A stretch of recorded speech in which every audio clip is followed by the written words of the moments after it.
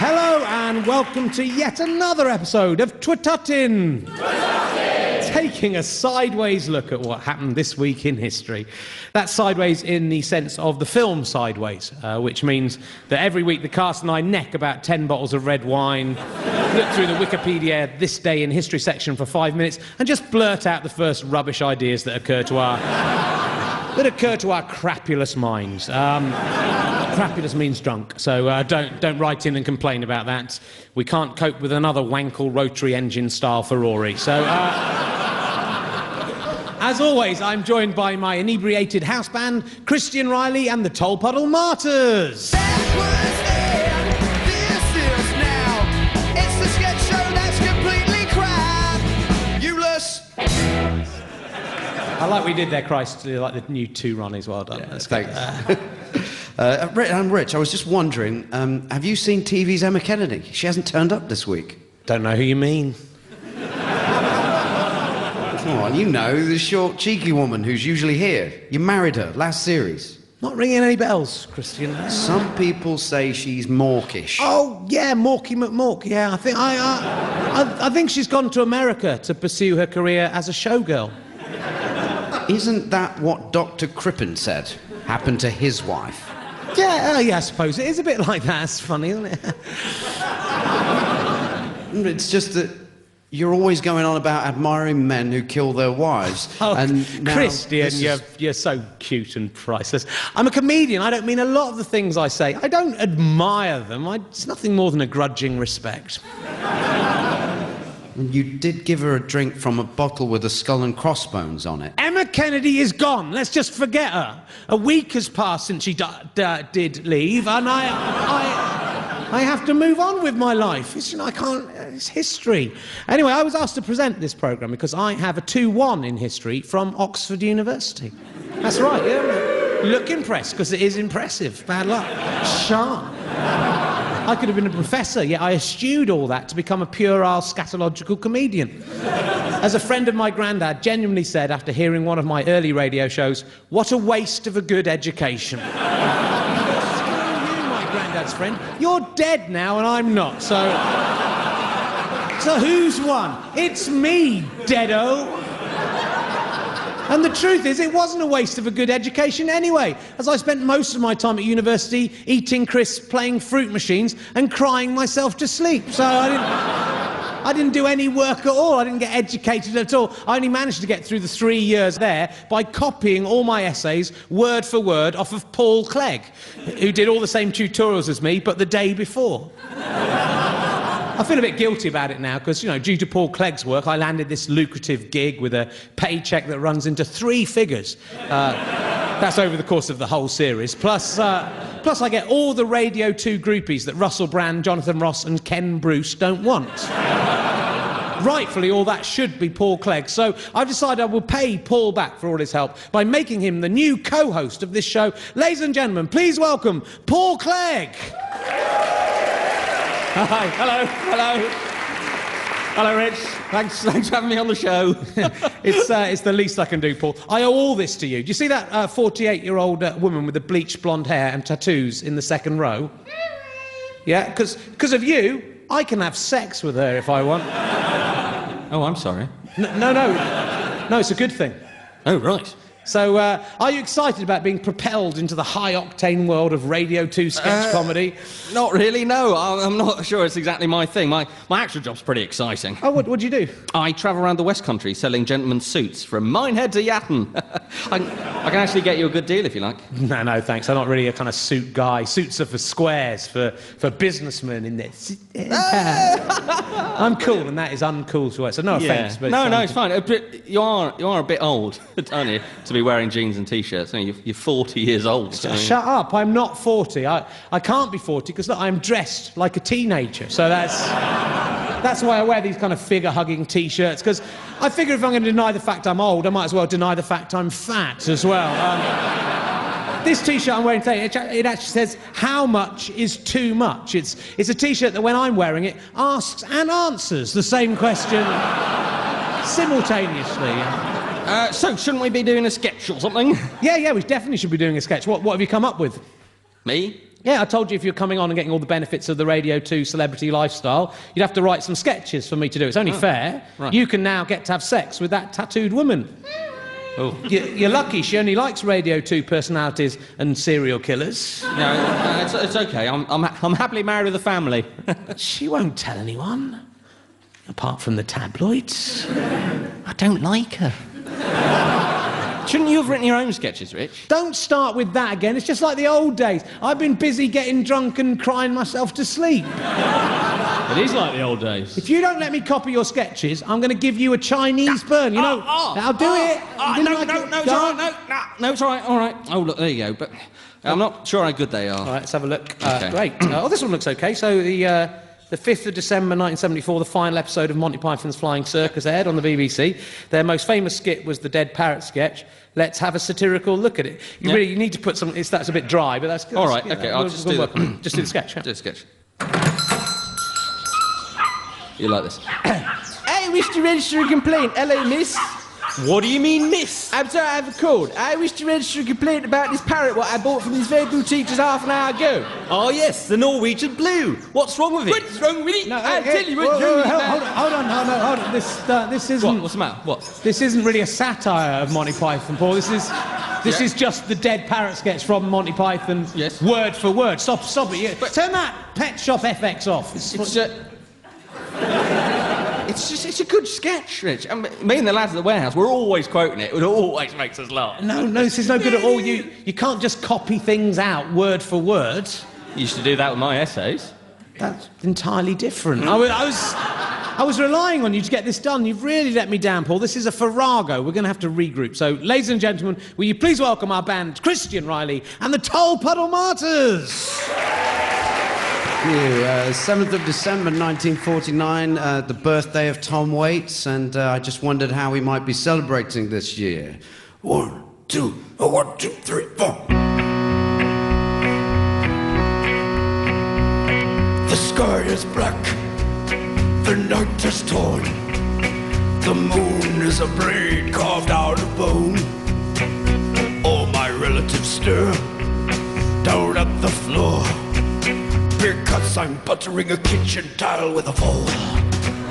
Happy birthday, happy birthday. Everybody act like you're having fun. Happy birthday, it's my birthday. Yo ho ho and a bottle of children's feet. I've invited a blind Mongolian knife thrower and his one-eyed assistant, while a German dwarf plays hopscotch with a dismembered doll. And my children are all crying, why can't you be normal, Dad? I say in the forest of mankind, the twisted oak survives the woodcutter's axe. That seems to upset them more, so I take a dance with a tawny Moor and eat a trifle made of wood. Happy birthday, happy birthday.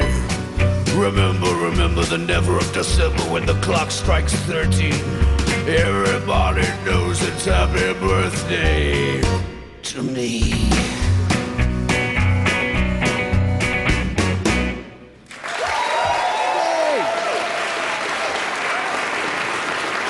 Christian Reilly and the Toll Puddle Martyrs.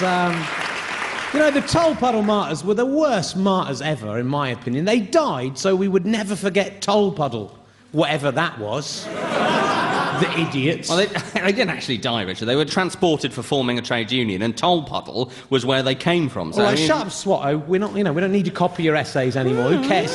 No one cares about history. Just shut up. That was great, Christian, by the way. Oh, thanks, Paul. Your bits are always my favourite, though, anyway. Oh, that's really nice of you. I mean, if you guys want some quality suits, I can sort you out. Top quality, honestly. Hey, that'd be really great. Thanks. Suits can be a really cool look. You're not here to sell suits, Clegg. You're here to write sketches. What have you got for me? What? Oh, I got a sort of idea. December the 4th, 1154, saw the start of the papacy of the only ever English pope, Nicholas Breakspear, who chose the very English papal name of Adrian the Fourth. Adrian? That's not very papal, is it? Wait for laugh. Okay. It could have been worse. Sorry. It could have been worse. He could have been Wayne the First, or Gary the First, or Nigel the First. I'm just choosing English names. Yeah, I understood what you were doing. It's just not really very funny. Have you actually got a sketch or anything about this? Yeah, I have. Yeah. I just thought that maybe when he goes, into the Vatican for the first time, he wants to do it up all English, put stone cladding on the Sistine Chapel, replace the blood and body of Christ with Watney's Red Barrel and bread rolls. Don't laugh at that. It's not funny. That's just hackneyed rubbish. You've got no taste. The audience liked it. They're laughing at you, not with you. That'll do. That's good. Well, we could do it like the Having an English sketch from Goodness Gracious Me. People love that. We have to be original. Rich, I have heard this show before. I only ever copy myself. That's all right. That's allowed.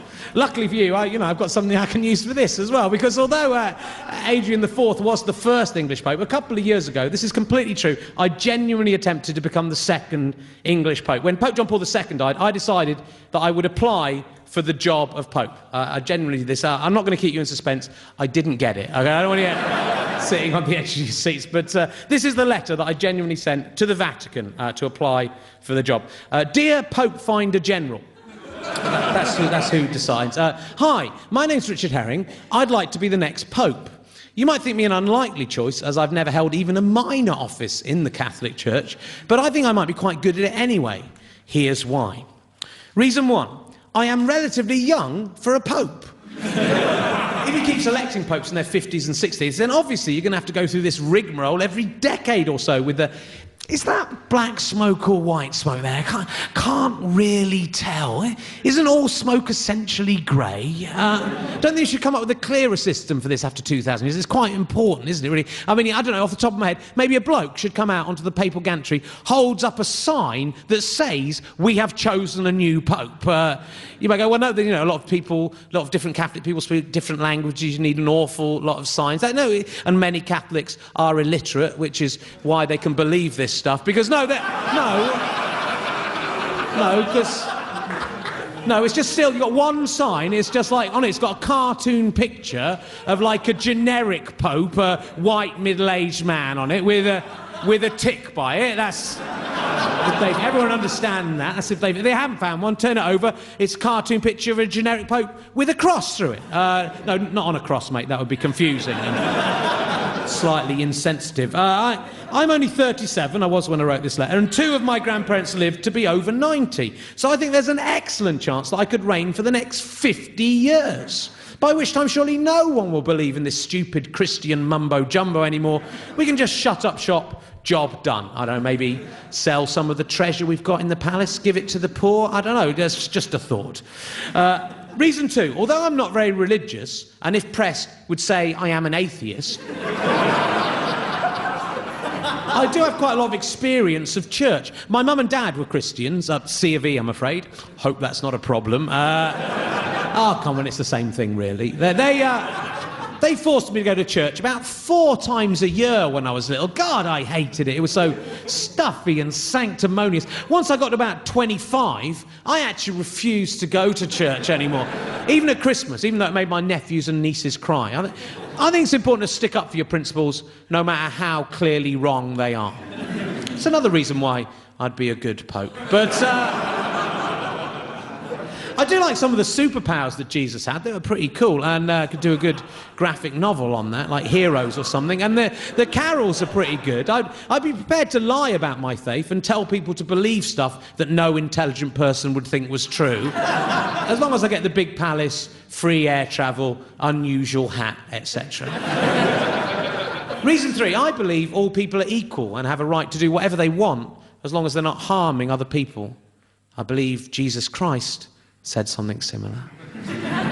But like all the other popes, I'm prepared to just ignore this and say that I hate gay people, etc., long as I get all the free stuff. I understand if you can't give me the job this time round, but hope you'll keep my letter on file for the next time this happens, which should be pretty soon, given the way things have worked so far. C.1, NB the smoke.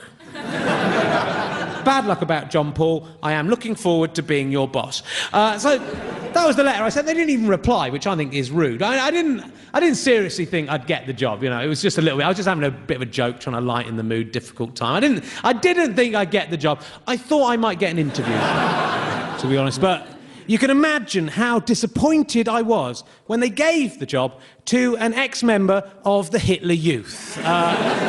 Before, if they'd said it would come down to be between me and someone who had served under the Nazi regime in World War II, I thought I'd get that. But because all my life, given a choice between Hitler and Jesus, I've always thought Jesus was the best. I think, you know, Hitler did some terrible, awful, really bad things. And I think the worst you can say about Jesus, you know, he threw those tables over, but I mean, that doesn't compare with the Holocaust, in my opinion. I mean, you'd have to really like furniture to get across. They were just trestle tables. They weren't even posh, you know. I don't think he even broke them. But, of course, Pope Benedict says he prefers Jesus now. He's changed his mind. But what I want to know is, what if he changes it back again? It'll be embarrassing.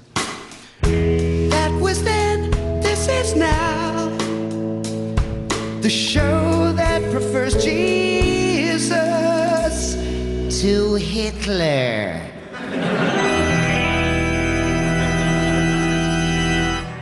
Well, look, we've still got quite a lot of time to fill, Paul. I haven't done anything. Have you got anything else for us? December the 2nd, 1814, the Marquis de Sade died. Oh, he must have loved that, the pervert. How about 8th of December 1980, John Lennon was shot dead by Mark Chapman on the steps of the Dakota Building in New York. Right, but what's funny about that?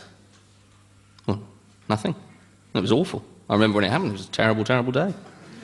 Yeah, really, with this show, we have to at least try and think of something vaguely amusing about it. What's amusing about the death of a genius like Lennon? Nothing. You're sick if you think it is. No, my point is it's probably best not to mention something like that. Look, it's created a bad atmosphere. It's a comedy show. It's bound to be I'm not going to laugh at John Lennon just to get, you know, get these people on side, you know.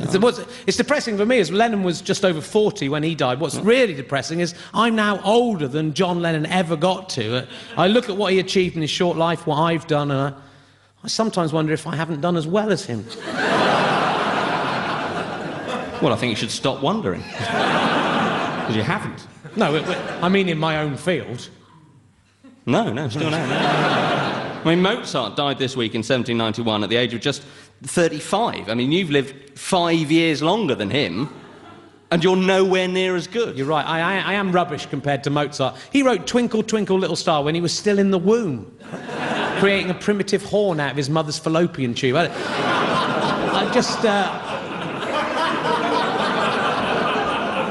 I just don't measure up to any of these people. It's I'm sorry. Look, well, maybe you should judge yourself by someone less prodigious. Shirley Crabtree died this week in 1997. Big Daddy, he was 67, and all he'd achieved in his life was to parade around in a gigantic back-to-front women's swimming costume, shouting, "Easy, easy," and bouncing off some ropes before hitting a bloke who was deliberately standing in the way with his belly. I mean, if you worked at it, you could probably manage that in the next 27 years. Look, don't knock Shirley. He may not have written the Magic Flute or married Yoko Ono, but if Mozart or John Lennon had got in the ring with him, who do you think would have won? Realistically, probably Mozart and John Lennon. They were young and fit and not gigantically fat. But if they'd fixed it beforehand so that they would lose? Well, in that case, probably Big Daddy, yeah. Probably. Shut up! Big Daddy is my hero, and I think he will be yours too when you hear this. It's the tape of his life story that I carry around with me at all times to inspire me. It's an odd thing to do.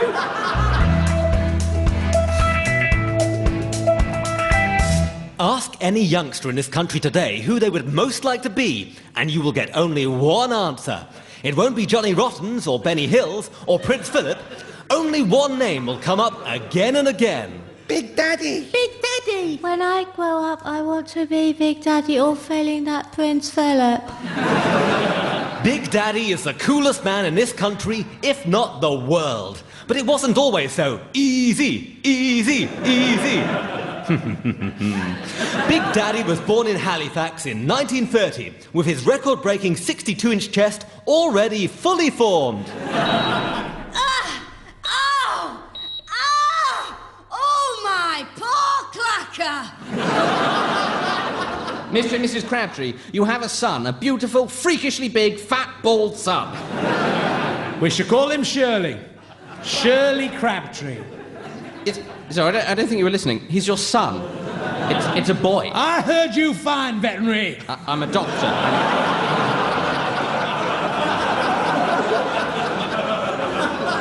We're calling him Shirley. My name's Shirley. My father's name was Shirley. No, it was your mother that was called Shirley. Was it?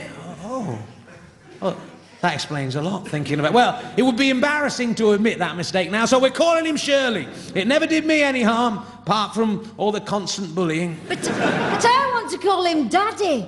Big Daddy. But he's a baby. A largish baby. That in no way a big daddy. It would be confusing. Shirley Crabtree, that's his name.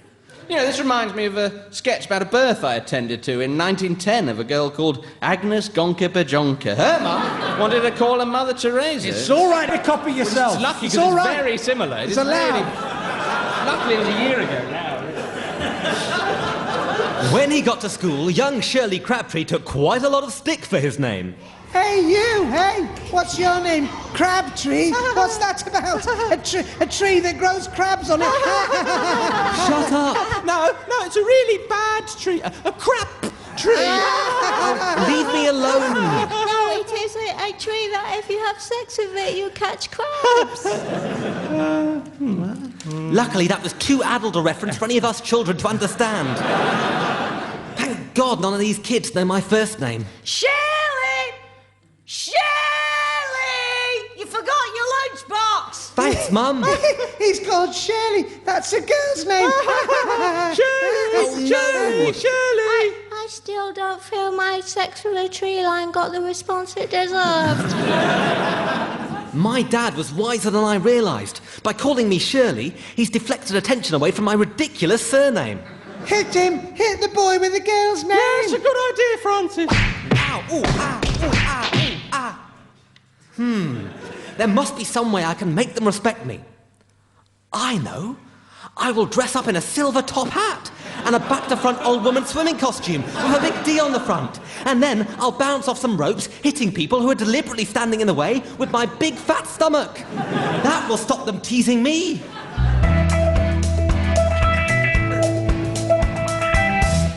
And young Shirley did just that. And the other kids did respect him.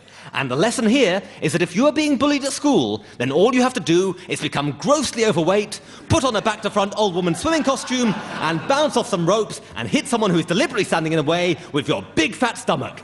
And the bullying will end.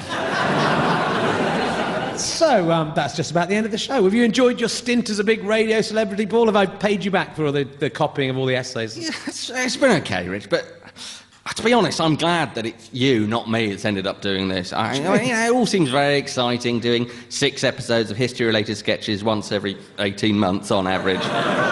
You know, all the tattooed 48-year-old women you can handle. Oh, no, she left. She's gone off with Terry Wogan. She said she was going to do some tromboning with him or something. Presumably they're going to be doing a rendition of the floral dance or something. But ultimately, you know, it's a bit shallow, isn't it? Your life seems hollow, Rich. I have a wife and kids, and yet here you are, with no one, just trying to aspire to be as good as a fat dead man who used to pretend to wrestle.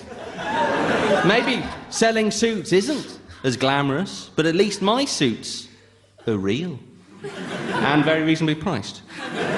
And not like you in your emperor's new clothes.